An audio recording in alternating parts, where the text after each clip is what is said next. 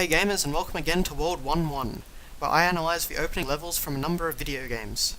Today it's Act 1 of Ninja Gaiden for the NES.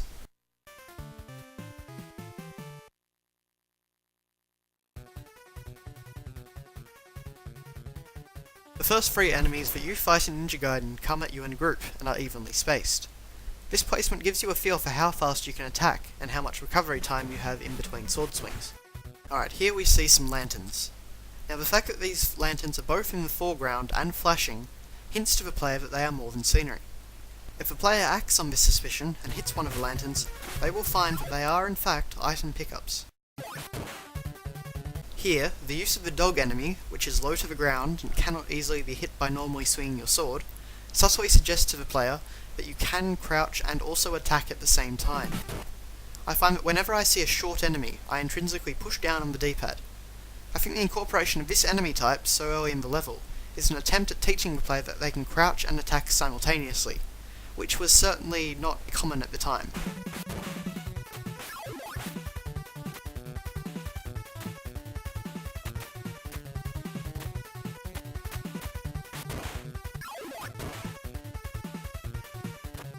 Now, the player comes up against a brick wall that they cannot jump over.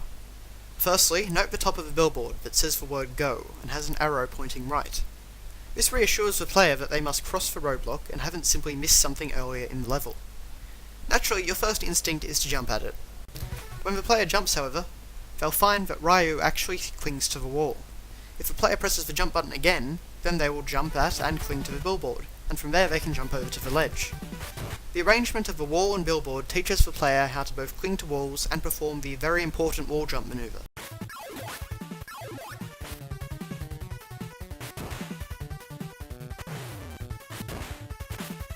Here, we see a design strategy at play similar to the dogs.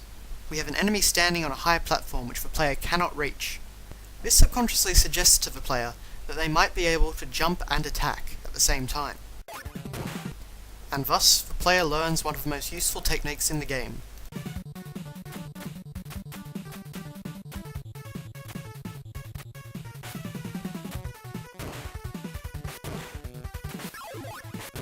Alright, so the previous roadblock taught you how to wall jump, and now this roadblock asks you to perfect what you have learnt, tasking you with performing 6 wall jumps in a row. Now if the player can overcome this, then it means that they've proved their mastery of the controls to the designers. Whilst it doesn't look great to see that the player can actually jump both onto and in front of the HUD, it is worth noting that this would have been done by design. The screen can only scroll left and right. If they put an invisible wall between the HUD and game world, then they would be restricting the player's movements and jump height whenever they get too close to the top of the screen. This could potentially result in some cheap deaths, and so it's probably for the best that the designers chose the fourth wall breaking option.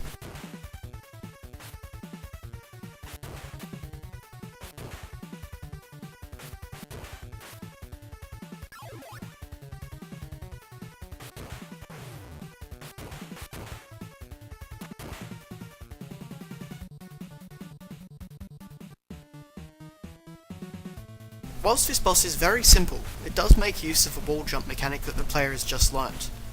When the boss gets too close, the player must wall jump over the top of him to stay alive.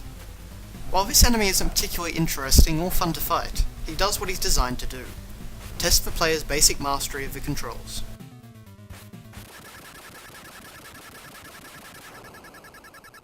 Act 1 is only one area and a boss fight, as opposed to 2 or more areas like in every other level of the game.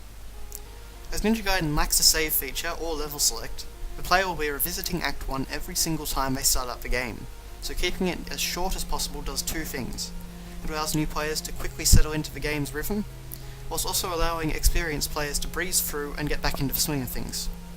Act 1 may not be the best that Ninja Gaiden has to offer, but overall it is well designed and teaches new players almost everything they need to know about how to become a true ninja master.